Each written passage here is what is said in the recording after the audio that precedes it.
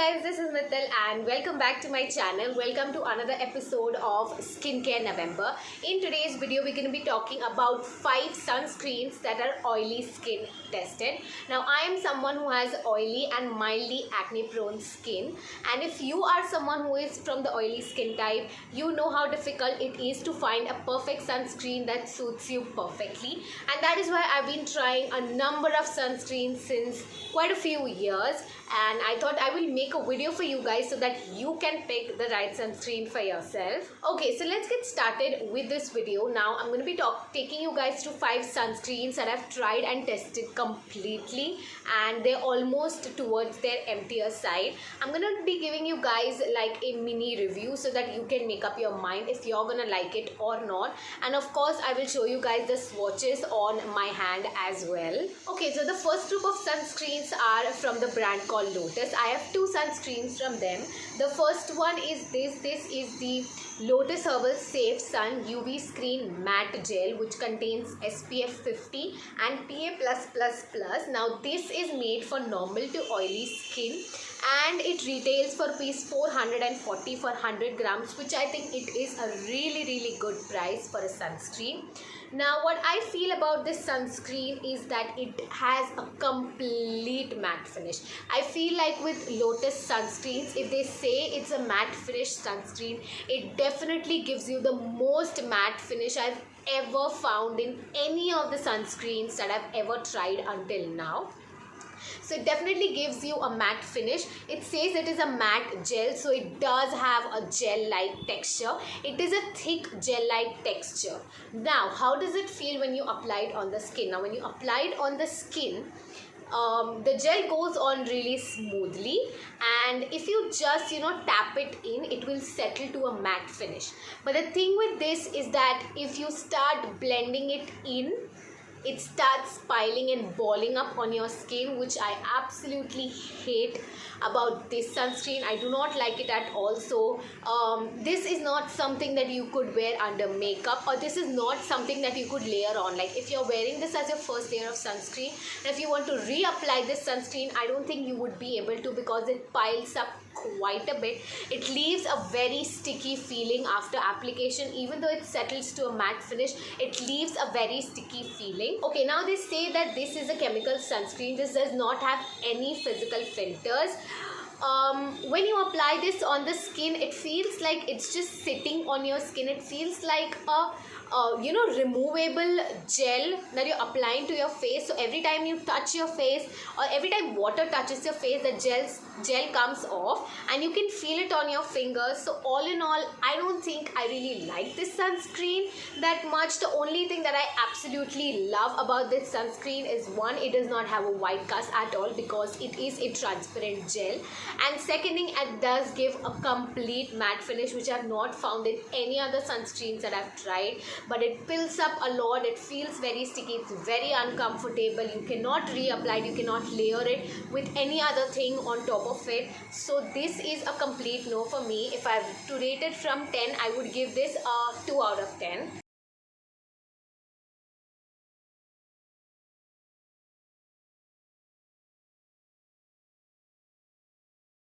Next up, again from Lotus, we have this Safe Sun 3-in-1 Matte Daily Sunblock. This is a tinted sunscreen. It contains SPF 40 and PA+++. Now, about this sunscreen, I've used this quite a few years ago, and I don't exactly remember how I feel about it. Again, it says it's a matte sunscreen, and it definitely is a matte sunscreen. Now, if you are someone in that deeper skin tone, I feel like this would work for you, since it is a tinted sunscreen, and it mildly adjust to your skin tone just like a BB cream does. It does have an orange and pink undertones quite a bit, which I don't think would be flattering on Indian skin tones. But if you are like someone who's struggling with white cast, then this would work for you. I feel like this is a decent enough sunscreen. It spreads beautifully. It's like a lotion consistency. It spreads beautifully on the skin, and it lasts also quite a lot. But I feel like, again, with this you do have the layering problem, because if you layer it, it just does not look very pleasing. It does spill up. It does show some white cast, or some like it shows like you have something on your face. Now this one is a hybrid sunscreen, I believe, and it also retails for 275 for 50 grams, which I think that is a great price. I feel like Lotus sunscreens are all at a great price, easily available at the drugstore, and they do have a lot of variants. So in that, I do really like this as a brand, but I feel like they still need to sit back and reformulate that sunscreen, which if they did, then it would be the perfect sunscreen for oily skin. It does give a matte finish, so for that I would rate this a 4 out of 10 because it does not have a white cast. It leaves a matte finish, and it is good to go with one layer, but if you have to reapply it, this is a complete no-no from my side. So I would rate this 4 out of 10.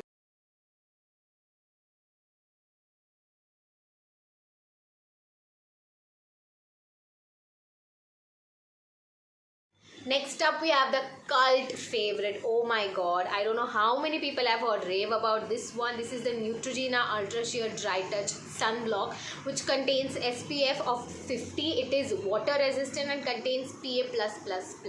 Now, this is a chemical sunscreen. It does not contain any physical filters. This one retails for $199 for 30 ml, which I think it's slightly pricier, but still it is great for its price. Now, it says it's dry touch, but let me tell you, this is the most oiliest feeling sunscreen I've ever applied to my face.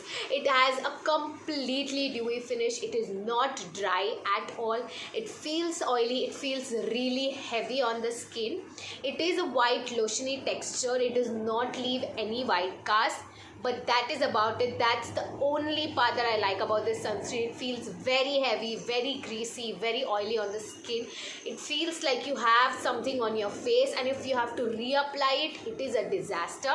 One other thing about this sunscreen is the fragrance of this sunscreen. I absolutely hate the fragrance of this sunscreen. I'm not someone who minds fragrance in their products. I'm okay with fragrance, but it should be good fragrance. But I don't really like the fragrance of this sunscreen. It spreads beautifully. The moment you apply it, it will go and melt into your skin. Like, it won't leave a white cast. But other than that, this is my least favorite sunscreen of all times. I have heard so many people rave about this and say that this is perfect for oily skin. Trust me on this, if you are from oily skin, you want to stay away from this sunscreen. It is not going to suit your skin type at all. I feel like this would suit only very dry skin types. And if you can skip your moisturizer and just apply this, then you're good to go. But otherwise, I don't recommend this for anyone. It's good that it's water resistant, but other than that, it is a complete no for me. Once again, I think I would rate this 3 out of 10.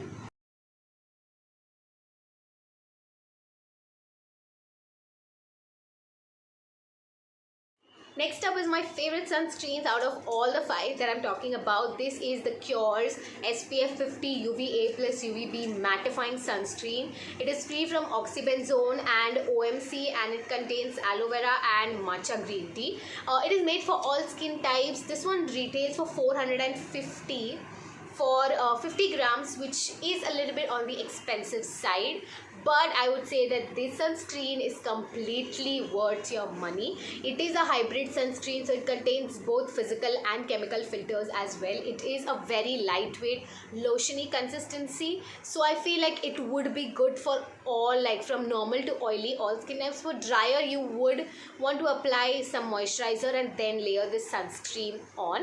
For oily to normal skin, you can skip your moisturizer and just go in with this sunscreen. It does give you a matte finish. It's not like a solid matte finish, but it's kind of like a natural to a demi matte finish, and I quite enjoy the finish of this sunscreen. I quite enjoy the texture of this sunscreen as well. It's very lotiony, very lightweight, does not feel heavy or greasy at all.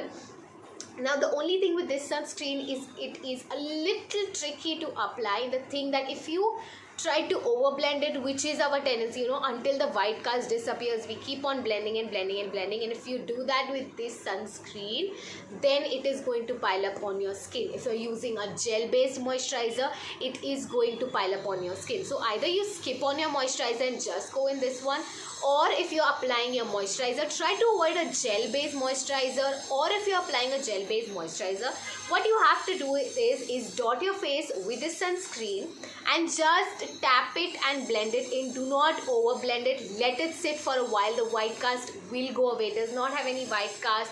It has a super matte finish. It is at a really good price point, and it is a really good sunscreen for oily skin types. It is easily available at Nykaa, and I will link it down below.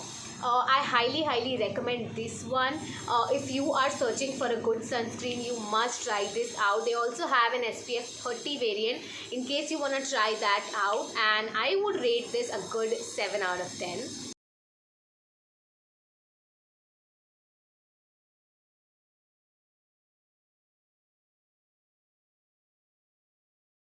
The last sunscreen I'm going to talk about is this one. This is the Pond's non-oily sunscreen. This contains SPF 30 and PA+++. Now this one retails for 199 for 80 grams, which again it is a really good price point for a sunscreen.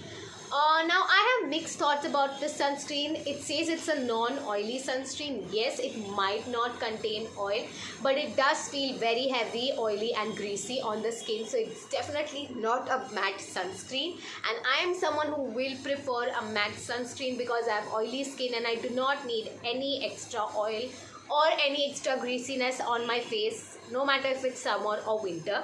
So in that terms, this is not a great option. It's not extremely oily like the Neutrogena one, but it's not matte as well. Again, it has a lotion like consistency. It's a little bit thick lotion like consistency.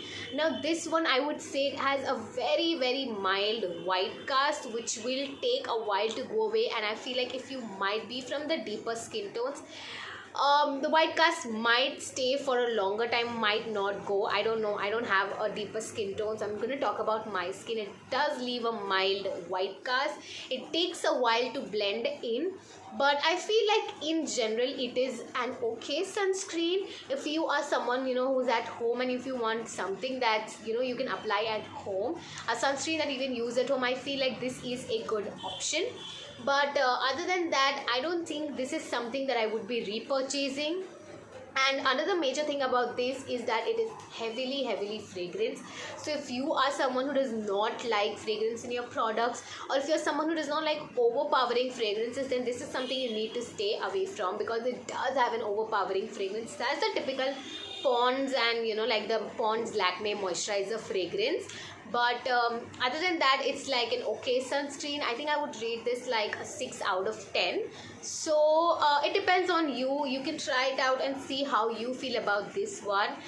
And I think with that, I wrap up this video. I do want to do more such series where I try out products on oily skin, and I feel like that is when you get the honest review, like products tested on oily skin for oily skin. I hope you guys like this one. Let me know what you think in the comments below. Also, I will link all these sunscreens down in the description box, so you can check that out, and I will see you guys in my next video. Bye guys.